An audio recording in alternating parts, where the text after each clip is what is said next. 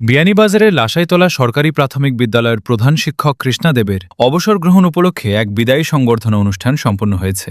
বৃহস্পতিবার দুপুরে বিদ্যালয় প্রাঙ্গণে লাসাইতলা এলাকাবাসীর যৌথ আয়োজনে এই অনুষ্ঠানের আয়োজন করা হয়। অনুষ্ঠানে প্রধান অতিথি ছিলেন উপজেলা শিক্ষা অফিসার নৃপেন্দ্রনাথ সরকার। বিশেষ অতিথি ছিলেন সিলেট জেলা বিএনপির সহসভাপতি নাজমুল হোসেন পুতুল, সিলেট জেলা বিএনপির শিশু বিষয়ক সম্পাদক সিদ্দিক আহমেদ, ৯ নম্বর মোল্লাপুর ইউনিয়ন পরিষদের চেয়ারম্যান মোহাম্মদ আব্দুল মন্নান, সহকারী উপজেলা শিক্ষা অফিসার পারভেজ তালুকদার, ১০ নম্বর মুড়িয়া ইউনিয়ন পরিষদের চেয়ারম্যান ফরিদ আল মামুন, মোল্লাপুর ইউনিয়নের সাবেক ইউপি সদস্য আকবর হোসেন, লাসাইতলা ১ নম্বর ওয়ার্ড বিএনপির সভাপতি ও সাবেক মেম্বার আব্দুল হান্নান, বিদ্যালয়ের ম্যানেজিং কমিটির নবনির্বাচিত সভাপতি তরিকুল ইসলাম রেজা। বিদায়ী সম্বর্ধনা অনুষ্ঠানে বক্তারা প্রধান শিক্ষক কৃষ্ণা দেবের দীর্ঘ শিক্ষকতা জীবনের ভূয়সী প্রশংসা করেন এবং শিক্ষার আলো ছড়িয়ে দেওয়ার ক্ষেত্রে তার অসামান্য অবদানের কথা কৃতজ্ঞচিত্তে স্মরণ করেন। লাসাইতলা এলাকাবাসী ও বিদ্যালয়ের পক্ষ থেকে বিদায়ী প্রধান শিক্ষককে সম্মাননা স্মারক ও বিভিন্ন উপহার সামগ্রী প্রদানের মাধ্যমে তার সুস্বাস্থ্য ও দীর্ঘায়ু কামনা করা হয়। বিদায় কথাটা খুবই কঠিন।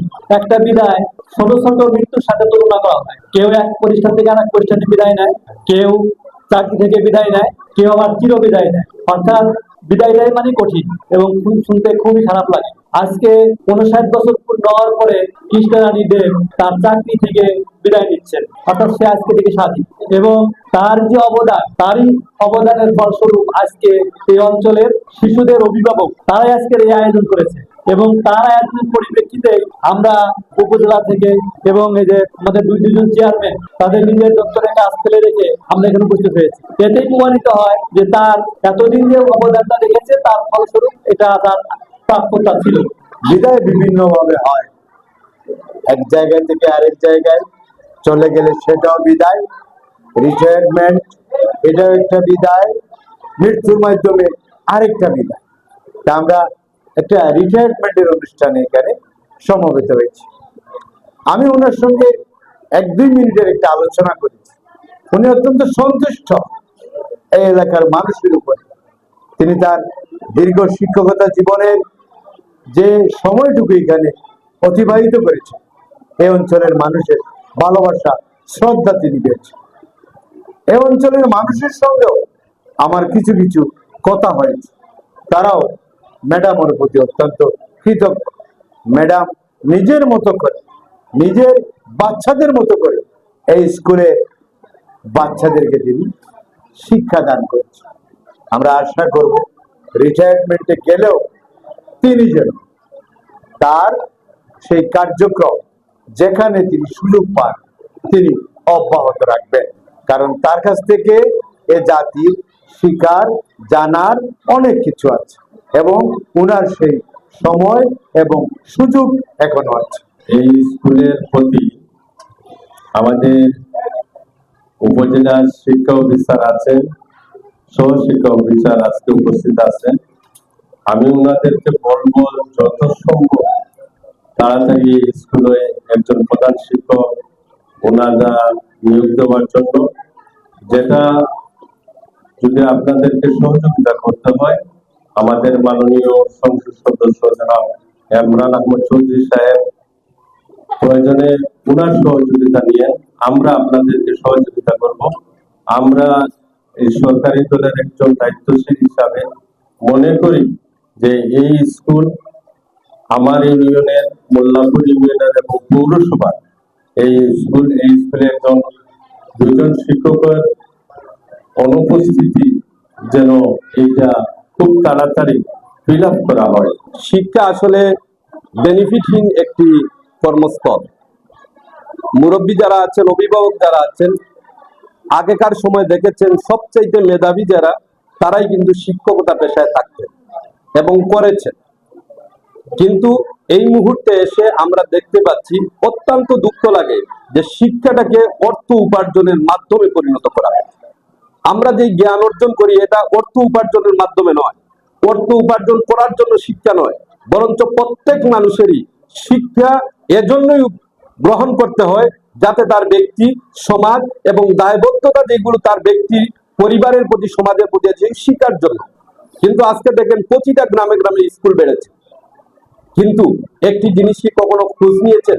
যেমন স্যার বলেছেন, আমাদের শিক্ষা অফিসার সাহেব বলেছেন কতজন হেড টিচার আমাদের স্কুলে নাই, কিন্তু অভিভাবকরা কখনো আমাদের সরকারি প্রতিষ্ঠান থেকে কখনো কি এই অনুসন্ধানী প্রতিবেদন দেয়া হয়েছে যে মাদকাসক্তদেরকে নিরাময়ের জন্য কতটি প্রতিষ্ঠান এই বছরে বাংলাদেশে বৃদ্ধি পেয়েছে? আমার শিক্ষা প্রতিষ্ঠান বৃদ্ধি পাচ্ছে, আমার গ্রাজুয়েশনের সার্টিফিকেট বৃদ্ধি পাচ্ছে, তার পাশাপাশি বৃদ্ধাশ্রম বৃদ্ধি পাচ্ছে, তার পাশাপাশি মাদকাসক্তদেরকে নিরাময় করার জন্য ক্লিনিক বের হচ্ছে, তাদের জন্য সেই বিভিন্ন প্রতিষ্ঠান বৃদ্ধি হচ্ছে। এটা মুঠেও আমার শিক্ষার ক্ষেত্রে ভালো সিমটম নয়, ভালো চিহ্ন নয়। আমার ছেলেরা লেখাপড়া করবে, education is the harmonious development, body, mind and soul, তিনটার বিকর্ষণ হবে। কিন্তু আমরা শরীরে গতরে বড় হচ্ছি, আমরা অর্থ উপার্জন করছি, কিন্তু মানসিক পরিবর্তন হচ্ছে না। আমরা বড় বড় জ্ঞানী হচ্ছি, কিন্তু আমি আমার শিক্ষককে সম্মান করতে শিখছি না। আমি বড় বড় অফিসার হচ্ছি, আমি আমার মুরব্বীকে সম্মান করতে শিখছি না। আমি বড় বড় অর্থ বিত্তশালী হয়েছি, অ্যাওয়ার্ড পাচ্ছি, কিন্তু আমি আমার পিতামাতাদের প্রতি যে কর্তব্য সেইগুলো বেমালুম আমি ভুলে যাচ্ছি। আমার ছেলে আজকে বড় হচ্ছে, কিন্তু আমাকে বাড়িতে রেখে সে ভালো ফ্ল্যাটে বসবাস করছে। আমরা আমাদের সেই চিন্তাগুলো মাথায় নেওয়া দরকার। আজকে ম্যাডাম বিদায় নিচ্ছেন, তিনি দীর্ঘদিন শিক্ষার তাদের জীবনের গুরুত্বপূর্ণ অংশটুকু বের করেছেন। তার সফলতা কি? তিনি কিছু বেতন পেয়েছেন, কিন্তু সেদিন তিনি সফল গর্ববোধ করতে পারবেন যেদিন তিনি দেখতে পারবেন তার একজন ছাত্র বড় অফিসার হয়েছে, সৎ হয়েছে, আদর্শবান হয়েছে। অন্যান্য অভিভাবকরা বলছেন যে ওই ছেলের মতো তোমরা ভালো ছেলে হও, সেদিন তিনি প্রকৃত সফল শিক্ষক হবেন এবং তার মনটা সেদিনই খুশি হবে। এরকম আয়োজন দিয়ে শিক্ষককে খুশি করা যায় না।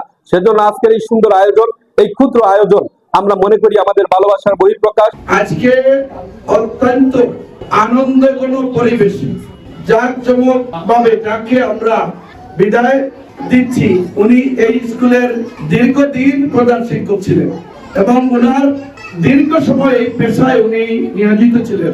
নিশ্চয় এই স্কুলের উনি আন্তরিকভাবে ওনার পেশার সাথে এই এলাকার মানুষের সাথে নিবিড় সম্পর্ক এবং বাচ্চাদেরকে উনি নিজের সন্তান হিসেবে যেভাবে শিক্ষা পাঠ দান করেছেন, সেজন্য এই এলাকার এই আপাময় জনগণ ওনাকে সম্মাননা প্রদান করছেন। আমি বলবো এই বিদায়ী অনুষ্ঠানে আমরা ওনাকে, উনি অবসর নিচ্ছেন, কিন্তু আমরা ওনাকে মন থেকে কখনোই বিদায় দিচ্ছি না। চাকরি জীবনে এক সময় অবসর নিতে হয়, কিন্তু যে এলাকায় যারা চাকরিরত রয়েছেন, এই এলাকার মানুষের মণিকূটায় স্থান করে নেয়, তারা অবশ্যই আজীবন মনে রাখে। সেই জায়গাটুকু উনি পূরণ করতে পেরেছেন, মনের স্পন্দন কেড়ে নিতে পেরেছেন, সেজন্যই আজকে সবাই সমবেত হয়েছেন। আমি ওনার উজ্জ্বল ভবিষ্যৎ কামনা করি। যেখানেই থাকেন, যেভাবেই থাকেন, ওনার সুস্থতা এবং দীর্ঘায়ু কামনা করি। আমি আপনার কাছ থেকে যা পেয়েছি তা আমি ভাষায় প্রকাশ করতে পারবো। আপনাদের সহযোগিতার কারণেই আমি চলেছি। আর আমার এই দায়িত্ব পালনে আমার অনেক ভুল ত্রুটি থাকতে পারে। আমার ভুল ত্রুটির জন্য আমি আপনাদের কাছে ক্ষমা প্রার্থী। আমার তেমন কোনো বাড়িতে বসার ইচ্ছা নাই। আমি আসবো স্কুলে, এবং এখন আমাদের যে বাংলা ইংরেজি রিডিং পড়ার উপর একটা আসছে, আমিও আসবো। আমার বাচ্চাদেরকে আমিও বসে একটু চেষ্টা করব ওরা যাতে বাংলা ইংরেজি রিডিং পড়াটা শিখতে পারে। আর এই গ্রামের বাচ্চারা আমাকে যথেষ্ট মায়ের মতো দেখেছে। ওরা আমি যে সময় যেটা বলেছি ওরা আমার কথা খুব শুনেছে। আজকে যে তাকরিম ছেলেটা ওইখানে বিদায়ী বক্তব্য রেখেছে, ও আমার স্কুলে, এবং অভিনন্দন পত্রটি যে মেয়েটা পড়েছে ওইটা আমার এখন 5ম শ্রেণীর শিক্ষার্থী। আমরা স্যার চেষ্টা করি, কিন্তু সব সময় আমরা পেরে উঠতে পারি না। কিছু আছে, একটা বাচ্চা কিছুদিন স্কুলে আসলো, তারপর ও আর না।